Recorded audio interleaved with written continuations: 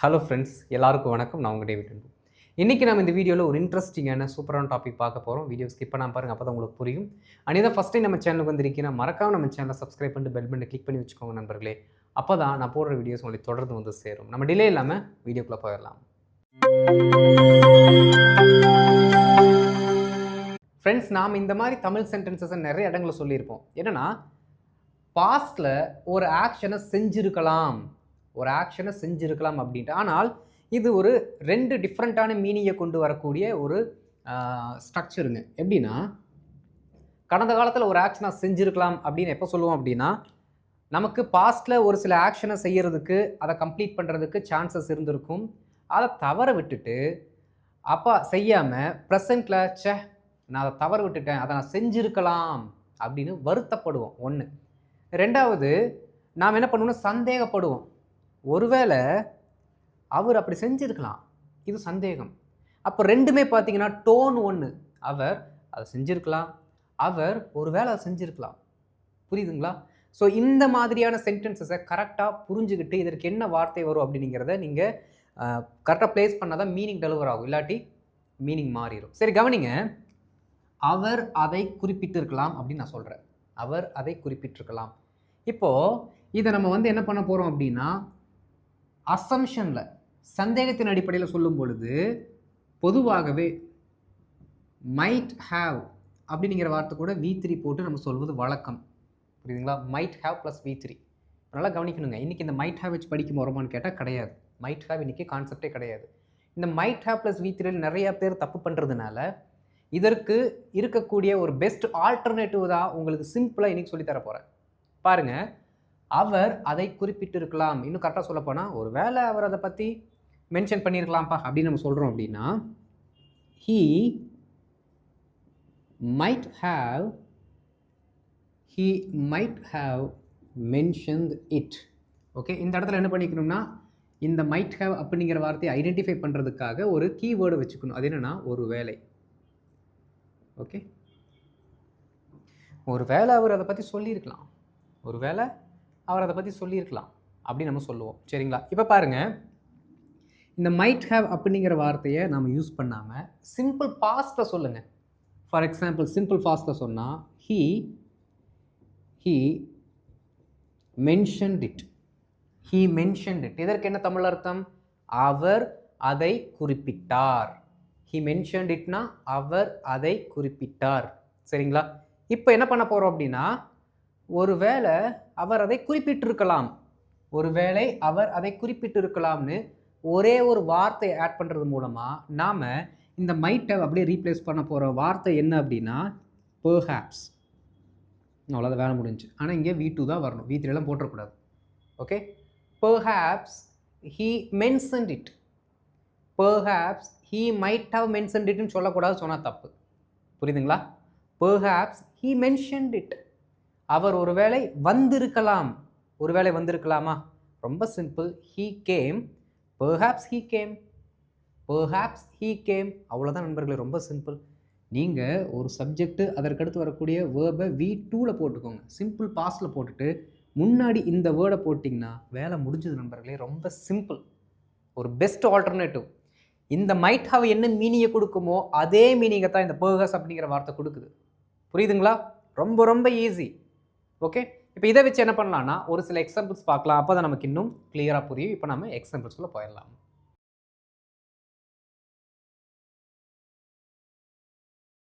இப்போ first set of examples பாருங்கள்.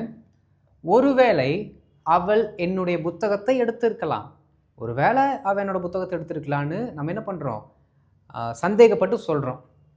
இந்த இடத்துல எடுத்திருக்கலாம் அப்படிங்கிற வெறும் வார்த்தை மட்டும் பார்த்தோம்னா good Hewa, must Hewa, might Hewa அப்படிங்கிற டவுட்டு நிறைய பேர்த்துக்கு வரும். அதெல்லாம் இன்றைக்கி விட்டுட்டு இன்றைக்கி புதுசாக கற்றுக்கிட்ட அந்த ஃபார்மெட்டை நம்ம அப்ளை பண்ண போகிறோம். பாருங்கள், இந்த ஒருவேளை அப்படிங்கிற வார்த்தையை விட்டுருங்க, எடுத்திருக்கலாம் நீங்கள் அதை விட்டுருங்க. அவள் என்னுடைய புத்தகத்தை எடுத்தாள் அப்படின்னு சிம்பிள் பாஸ்டில் சொல்லணும். அவள் என்னுடைய புத்தகத்தை எடுத்தாள். எப்படி சொல்லலாம்? அவள் என்னுடைய புத்தகத்தை எடுத்தாள். நெக்ஸ்ட்டு டுக் அப்படிங்கிற வேர்பை நம்ம ப்ளேஸ் பண்ணணும். ஷீ டுக் என்னுடைய புத்தகமா, அப்போது மை புக். அவ்வளோதான். She took my book. She took my book. அவள் என்னுடைய புத்தகத்தை எடுத்தாள். இப்போ நம்ம என்ன சொல்லணும், ஒரு வேளை அவள் எடுத்திருக்கலாம் அப்படிங்கிற வார்த்தையை சேர்க்கறதுக்காக இங்கே பெர்ஹாப்ஸ் அப்படிங்கிற வார்த்தையை ஆட் பண்ணோம்னா வேலை முடிஞ்சது. Perhaps she took my book. Perhaps she took my book. Perhaps she took my book. இதை மைட் ஹாவ் போட்டு சொன்னோம் அப்படின்னா she might have taken my book அப்படின்னு நம்ம சொல்லுவோம். She might have taken my book. அது நிறைய பேர்த்துக்கு டவுட்டாக இருக்கிறதுனால, கன்ஃபியூஸாக இருக்கிறதுனால நம்ம இந்த பர்டிகுலர் ஸ்ட்ரக்சரை யூஸ் பண்ணலாம். Perhaps she took my book. Okay, ஒருவேளை அவர் அலுவலகத்திலிருந்து சீக்கிரமாக புறப்பட்டிருக்கலாம். அப்போது அவர் அலுவலகத்திலிருந்து சீக்கிரமாக புறப்பட்டார்னு சிம்பிளாக சொல்லணும். ஓகே பாருங்கள், he left the office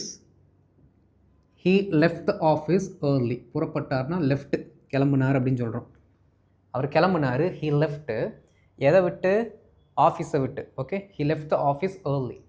he left the office early. அடுத்து பாருங்கள், ஒரு வேளை அப்படிங்கிற வார்த்தையை நம்ம சொல்லணும் அப்படின்னா சிம்பிளாக பெர்ஹாப்ஸ். இது ஒரு வேளை அப்படிங்கிற இந்த வார்த்தையை மட்டும் சொல்லலை, ஒருவேளை அந்த ஆக்ஷனை செய்து இருக்கலாம் அப்படிங்கிற அந்த ரெண்டு காம்பினேஷனையுமே சேர்ந்து இது மீனிங் கொடுக்குது. எது? பெர்ஹாப்ஸ் அப்படிங்கிற வார்த்தை. புரியுதுங்களா? பாருங்கள், perhaps he left the office early. Perhaps he left the office early. Perhaps he left the office early. ஒருவேளை அவங்க என்னோட பெயரை மறந்துருக்கலாம். அவங்க என்னோட பெயரை மறந்துருக்கலாம்டா, ஒரு வேளை தெரியாமல் கூட மறந்துருக்கலாம். இப்படி நம்ம சொல்கிறோன்னா ரொம்ப சிம்பிள். எப்படி சொல்லணும்? They forgot. Okay, forgot simple past. they forgot my name. அவர்கள் என்னுடைய பெயரை மறந்தார்கள். ஒருவேளை அவர்கள் என்னுடைய பெயரை மறந்திருக்கலாம். perhaps போட்டாச்சு. perhaps they forgot my name. perhaps they forgot my name. perhaps they forgot my name. அடுத்து பாருங்க, ஒருவேளை நாங்கள் தெரியாமல் அதை எடுத்துருக்கலாம். அது நீங்கள் அங்கே வச்சுருந்தீங்களா? ஞாபகம் இல்லை, ஒருவேளை நாங்கள் அதை தெரியாமல் கூட எடுத்துருக்கலாம் அப்படின்னு நம்ம சொல்கிறோம். ரொம்ப சிம்பிள், நாங்கள் அதை தெரியாமல் எடுத்தோம், தவறுதலாக எடுத்தோம் அப்படின்னு சொல்லணும். ஓகே பாருங்கள், we took that. ஓகே, தெரியாமல் அப்படின்னா வித்தவுட் நோயிங்னு சொல்லணும். Okay, without knowing. பாருங்கள், we took that without knowing. we took that without knowing. எப்படியாமா? அடுத்து தெரியாமல் எடுத்திருக்கலாம்னு சொல்கிறோம். perhaps we took that without knowing. perhaps we took that without knowing. perhaps we took that without knowing. ரொம்ப easy நண்பர்களே, ரொம்ப ஈஸியான ஒரு alternative method நான் உங்களுக்கு சொல்லி கொடுத்துருக்கேன். தயவுசெய்து நல்லா ப்ராக்டிஸ் பண்ணுங்கள், சரிங்களா? இதுக்கப்புறம் குட்டாவில் உங்களுக்கு ஒரு டோன் தான் வரணும், பேசாமல் அதை பண்ணியிருக்கலாம்டா அப்படின்ட்டு. அடுத்து ஒரு வேளை அவன் பண்ணியிருக்கலான்னா மைட்டாக வந்து அதிகமாக யூஸ் பண்ணாதீங்க, கன்ஃபியூஸ் உங்களுக்கு வர்றதுனால பெர்ஹாப்ஸ் யூஸ் பண்ணிக்கோங்க. ரொம்ப சிம்பிள் தான். ஓகே, எது நமக்கு ஈஸியாக ஃபீஸிபிளாக இருக்கோ அதை என்ன பண்ணிக்கணும், யூஸ் பண்ணிட்டு போயிடணும். At the same time might ஹாவுக்கு என்ன மீனிங் அப்படிங்கிறதே மறந்துடக்கூடாது. புரியுதுங்களா? ஏன்னா யாராவது ஒருத்தர் உங்கள்கிட்ட வந்து பேசுனாங்கன்னா அவங்க பேசும்பொழுது அதோட மீனிங்கை நீங்கள் புரிஞ்சுக்கிறதுக்காக என்ன பண்ணிக்கணும், தெரிஞ்சு வச்சுக்கணும். ரைட், கடைசியாக இருக்க எக்ஸாம்பிள் பாருங்கள். ஒருவேளை குழந்தை அதை உடைத்திருக்கலாம். ஒருவேளை குழந்தை அதை உடைத்திருக்கலாம். குழந்தை அதை உடைத்தது அப்படின்னு நம்ம சொல்லணும். ஓகே பாருங்கள், த சைல்டு, ஒரு பர்டிகுலர் ஸ்பெசிஃபிக்கான சைல்டை சொல்கிறோம். The child broke it. the child broke it. முன்னாடி perhaps. perhaps the child broke it. perhaps the child broke it. perhaps the child broke it. ஒருவேளை குழந்தை அதை உடைத்திருக்கலாம். எனக்கு தெளிவாக தெரிலைங்க, ஒருவேளை குழந்தை உடைச்சிருக்கலாம் தெரியாமல்.